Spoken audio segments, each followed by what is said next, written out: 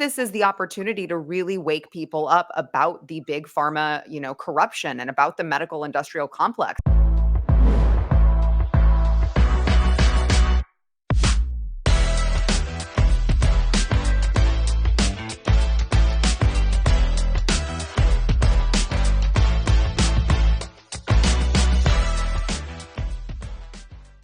Well, hello. For this week's episode, I am joined with Sara Gonzales, and I'm so excited. I have been asking Sara for about a month now. When can we have her on the show? So this is such an honor, Sara. I consider you just a dear friend. And you, for those that don't know, were really a Team TFVC OG around here with us from the very beginning in 2015.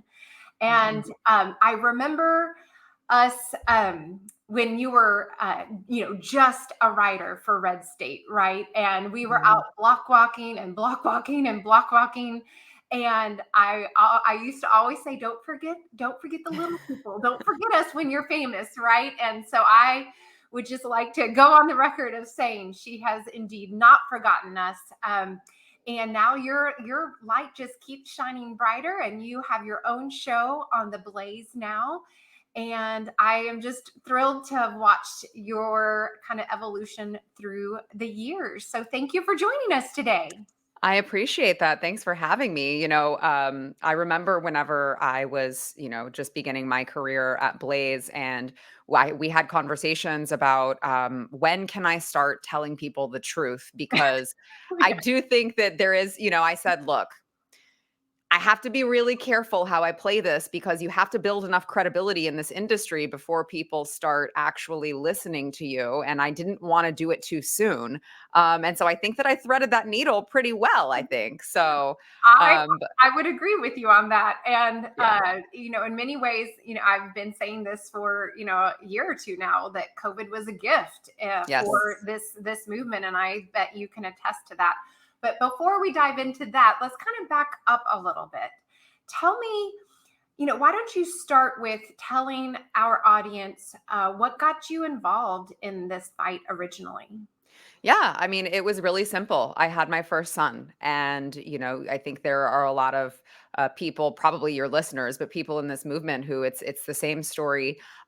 You have your first child, and you see the list of shots that they are recommending for your child to get. A lot of them all at one time, and you start going, well, this doesn't feel right, because I've always been told that vaccines save lives and that vaccines are safe and effective, and all of the tropes that they tell you. But at the end of the day, your mama bear gut just goes, hold on a second, you're giving my kid 5 shots at once, you're giving my kid 8 shots at once. I want to do a little bit more research into that, and that was me. So I vaccinated my older son. I did it one at a time, because at the very beginning, I'm like, this feels wrong, this feels wrong, this feels wrong. But doctors can be very persuasive. And I think up until COVID, to your point, Rebecca, up until COVID, everyone just kind of was like, well, they're the experts. They're the ones who know, they know better than me. And so, you try to thread the needle on doing what they think is best, and also kind of having reservations and feeling those out. So I did the shots one at a time, oftentimes, and I did it on a delayed schedule because it felt wrong to me. And by the time my son was 6 months old, I had done enough research to say, you know what, I regret any of them. And I can't do any further, knowing now what I know. And so that was just kind of my path into getting involved, because once you really start pulling back the curtains and seeing what's really behind the big pharma movement, you want to sound the alarm bells for everyone. I met so many moms when I started with TFVC. I met so many moms who, unfortunately, I'm so blessed that my son didn't have a serious reaction, a life-altering reaction to any of these shots. But I meet a lot of moms who they do have children who, have had life-altering, things happen. And so you just start seeing more and more of these stories, and you really you want the world to know, because you don't want anyone else's child to be damaged by these. That's right.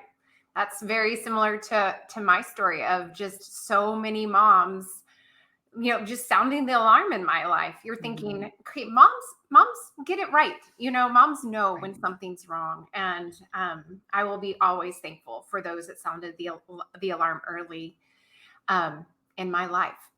Mhm. Let's go to fast forward a little bit. We I can't I don't even I wish I had the numbers of the number of doors we knocked on block walking against TFVC nemesis, former representative Jason Vialba, right? That he was kind of the Mhm. reason why TFVC exists. He filed that mandate bill in 2015, and a group of moms got together and essentially said, "Not on my watch," right? And Yeah. so we quickly figured out, this is not brain surgery. The way you get your rights back is by voting the tyrants out. And so we started block walking against Villalba and for some pro liberty candidates. So tell me about like, do you have a memory from all the block walking and poll greeting and poll watching and everything that we did that stands out to you? Well, I mean, I think the best thing that I can take away from that is kind of a cohesive understanding of all of the block walking that we did. Because, by the way, it does sometimes all run together. We did it so often in such a short amount of time. But I really, what sticks out to me is that we really were there, rain or shine. I mean, I remember one day we were like bundled up, layers upon layers upon layers. We had the hat, we had the gloves. It was freezing cold, and we were still knocking on doors because the cause was that important. And I just remember like the dedication that we had, even though we had just dipped our toe in this. We were just moms. We didn't know what the heck we were doing. And we still said, no, not on my watch. And, we did it anyway. I look back and I just always really admire the level of dedication that we had to that. Like who goes out and block walks in freezing cold temperatures? Us. Moms, we do apparently, Sarah. Yeah. We do. Yeah. Yeah. But what's great about block walking in the cold is people are home, and so we Yes. had a really good open rate that day. I remember Yeah. that. Yeah, yeah, yeah, like, "Knock, knock, I know you're home, it's 30 degrees, open up."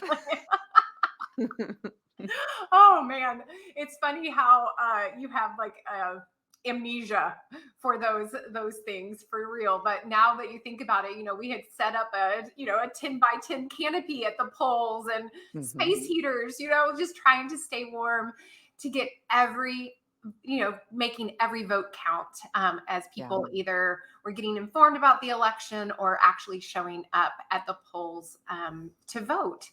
Mhm. I remember that one time, the memory that probably stands out to me the most was when that I hate even saying his name, right? When Jason Vialba showed up and literally double parked Heart! two Yes! spaces and then kept his car running all Yes! day. Yes, yes, and didn't he drove like a Mercedes or something, so this is smarmy rich politician who just pulls up into 2 spots and just leaves his car there, and we're like, "Do you wanna vote for that?" That was Ugh, he was the worst. He was. Now, were there any interactions that you can look back on and say that was kind of a crucial interaction that kind of helped launch towards my career in media?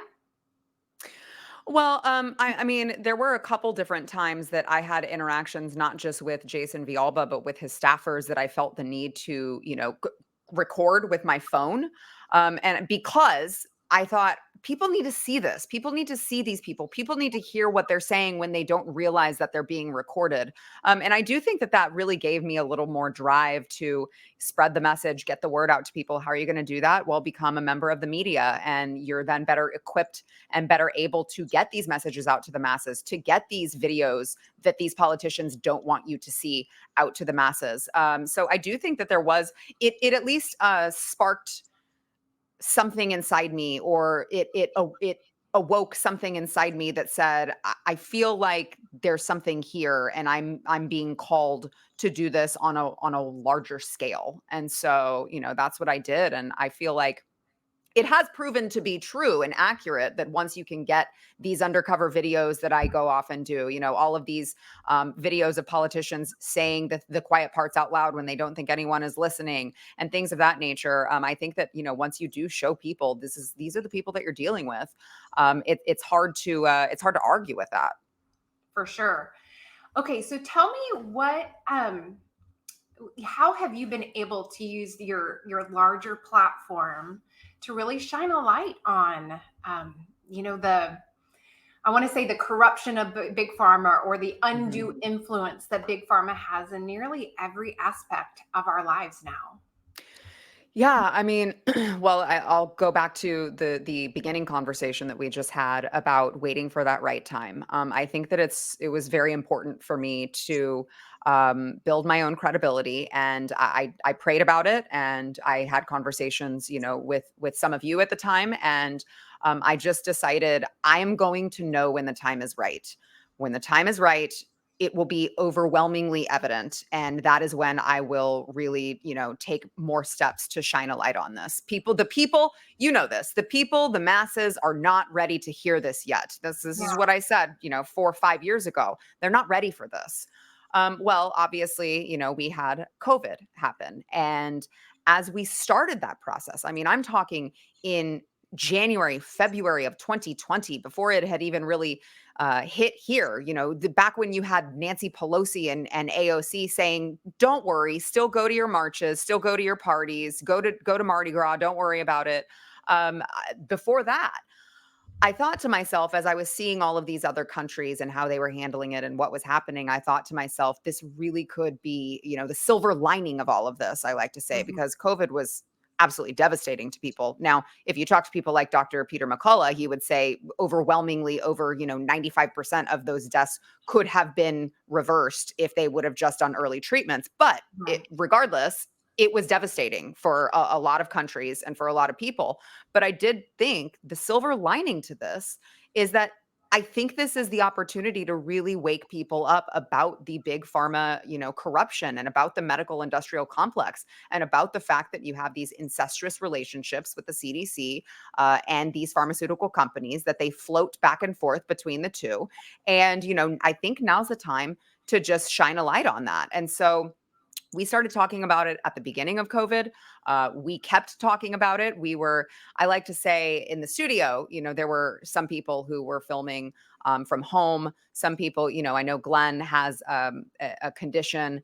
And so he was filming at home. And so they said that only the essential employees come to the building. And I like to joke that we're the non-essentials, because they threw us, to the wolves when we didn't know what COVID was. And they were like, "Sorry, still got to do a show."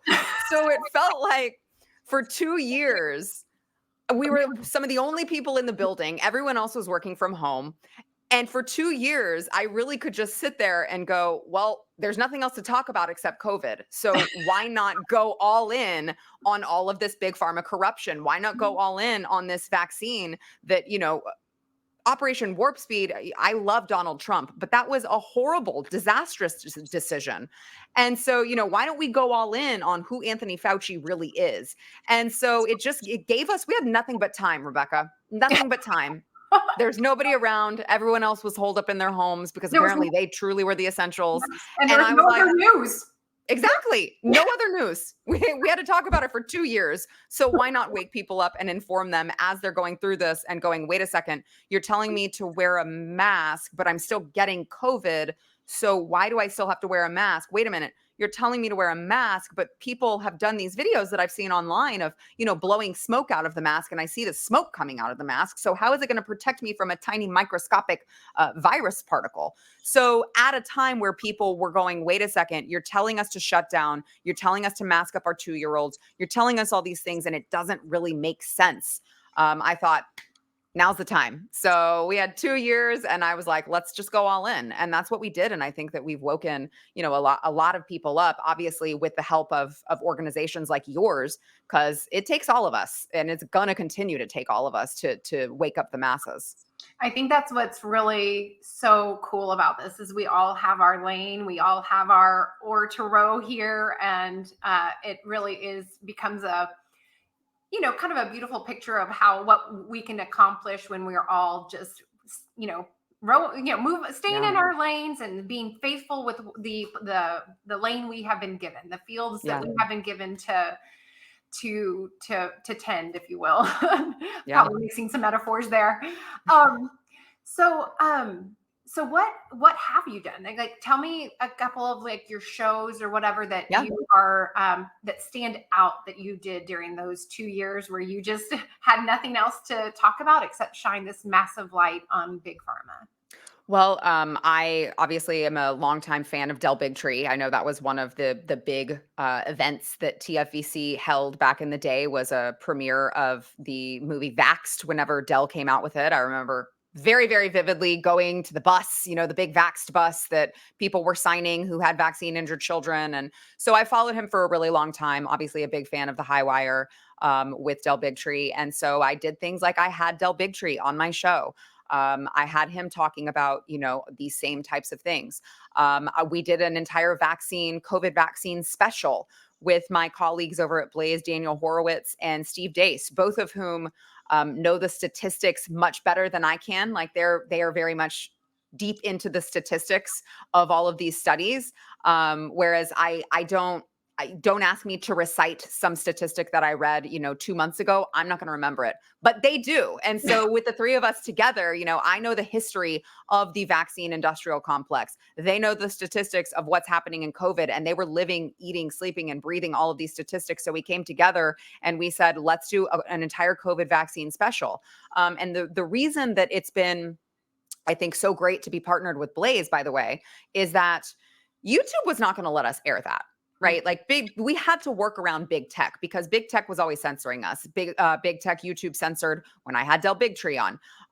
And YouTube censors anytime we tried to talk about vaccines. But they started clamping down during COVID. They were not as rabid as they are now. That started during COVID. And so partnering with Blaze has been so effective because not only do we have, of course, the audio podcast that wasn't censored, but we were able to offer it on our platform because big tech doesn't control what we say on that platform. And so we were able to share the truth with people, even if, YouTube wanted to shut us down, even if at the time, Twitter was also not a friendly place to share what was actually happening with these vaccines. And so that's what we did with the vaccine special. We had Dr. Peter McCullough join us on that one. And by the way, just as an aside, Rebecca, it was heartening to me when I had Dr. McCullough. He's been with me several times, but when I had him on that particular time, as we were finishing the show, and I know he has said this publicly before, is the only reason that I'm sharing it. But after we were done with the show, I asked him, I said, so tell me, probably a couple years ago, you would have thought maybe I was a little crazy for saying I'm not vaccinating my children at all. Do you still think I'm crazy now? And he turned to me and, he's so sweet. And so of course he's so thoughtful and polite. And he's like, well, I would never think that you were crazy. But I certainly, if I were a parent right now with a childhood, a child under the age of 18, I certainly wouldn't be vaccinating my child knowing what I know now. And I thought, okay, and it was at that moment that I had such a high level of just vindication that the most published world-renowned cardiologist who had actually bothered to look at all of the data and all of the facts that we've been talking about for years and years and years could actually say, I understand. I understand why you made that decision. I get it now. Was just so refreshing, and it felt so good to go, wow, we did. This is why we did what we did. So we've done a ton of stuff on my show, trying to spread awareness. And like I said, I think that it's been effective because we were able, with the Blaze platform, to get around the big tech censors that really don't want people to know the truth about vaccines. Huh. And why do you think that is? It's just been such a mystery. Yeah, I know. It certainly doesn't have anything to do with money. No. Advertising Mm-mm. dollars, pish posh. Oh, no, no, no, no, no. Well, I Yeah. want to echo what you said. I mean, there are very few people that I have met that have the humility that Dr. McCullough has. I mean, he's just the kindest soul. Yeah. And it's been the very first event I did with him. I can't remember exactly when it was, but it was sometime, I guess, in early 2022, I think. And I mean, he was there just to shine this massive light on the pitfalls of the COVID-19 vaccine. And even during that chat, he even said something like how he gets his flu shot every year, and the entire Mhm. audience, you could hear this gasp. Oh no, come on, come to the bright side, Dr. M.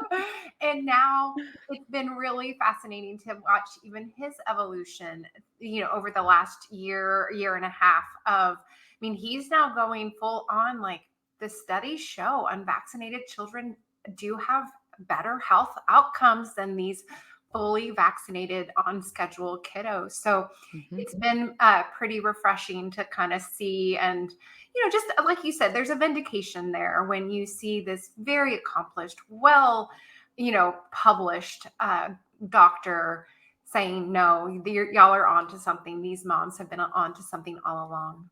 Can I add something to that?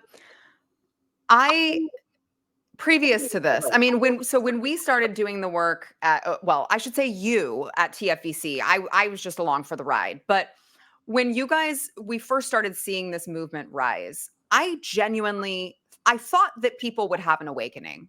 I knew that that would come because it would be undeniable. The more and more you let this go on, the more kids that get vaccine injured, the more parents who actually live this entire experience and know what happened because they know their child. I Mhm. knew that there would be an awakening. I didn't I thought it would take 50 years. I really did. I thought we were going to be so much further down the line when people finally realized that this was bad. What we were doing to these children was bad. I think COVID just sped that up tremendously. Did you ever think about that? 100%. I mean, we do speaking engagements all over the state, as you know, I mean, all the time. And Yeah. people talk about this. Like, I do a little informal poll pretty much at every one of my speaking events, and people, on who was, who's here because they woke up to big pharma during COVID. And it is Yeah. consistently well over half of the audience that raises their hand. So, you know, like you said, there were some silver linings. Do I like what we just experienced as a, state, nation, and Right. essentially world with this COVID overreach and the response and all of this and the unnecessary deaths and all of this? It's just despicable. But we are here to find the silver linings. And one of them has been a fairly significant, awakening. There was, Mhm. I think you referenced the release of Vaxxed, back in, I think it was 2016. And we felt like this little uptick in the movement as far as the momentum, but it kind of quickly fizzled out. And this, Mm. I just see it as being a kind of an unstoppable momentum moving forward. So Yeah. yeah, I think the overplaying of their hand when it was Mhm. so obvious that plexiglass was not going to save the world, and these little flimsy surgical masks were not going to, save grandma, when it became very evident very early that all of this was just like kabuki theater.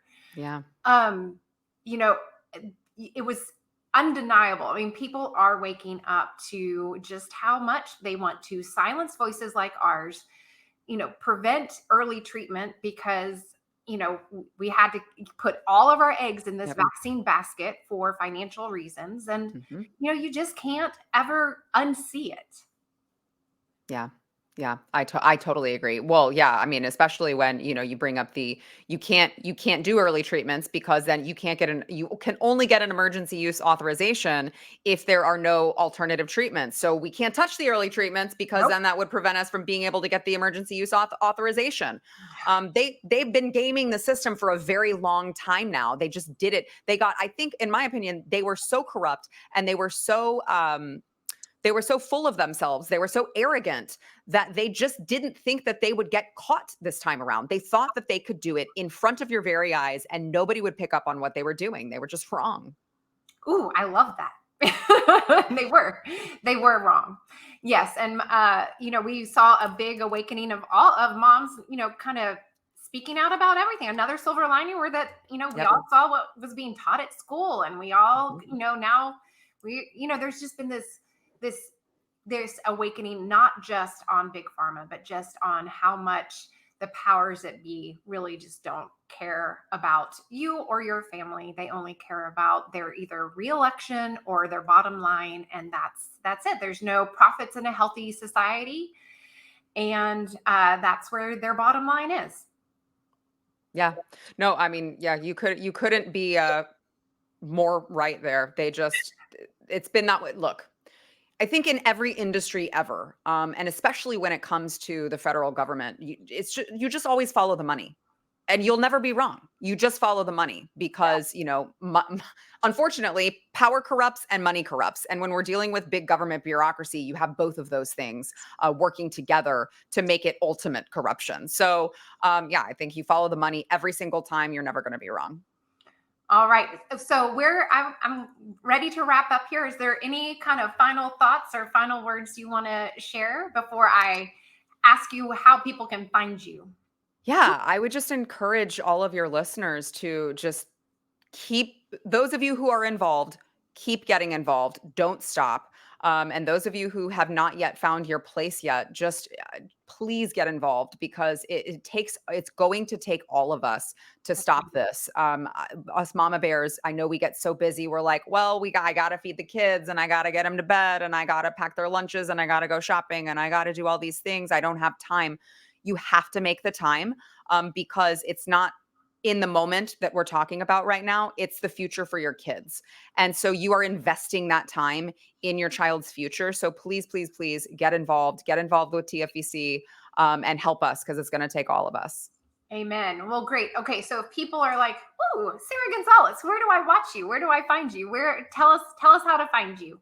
Yeah, sure. You can find me on Blaze TV. If you want to get a subscription, you can go to Blaze TV. If you want to watch my show on YouTube, you can go to The News and Why It Matters with Sara Gonzales on YouTube. Just search that and it'll pop up. We're available on audio podcast as well. I'm all over social media at Sara Gonzales TX, and I would welcome them to check out my patriotic American beauty company over at AmericanBeautyBySarah.com.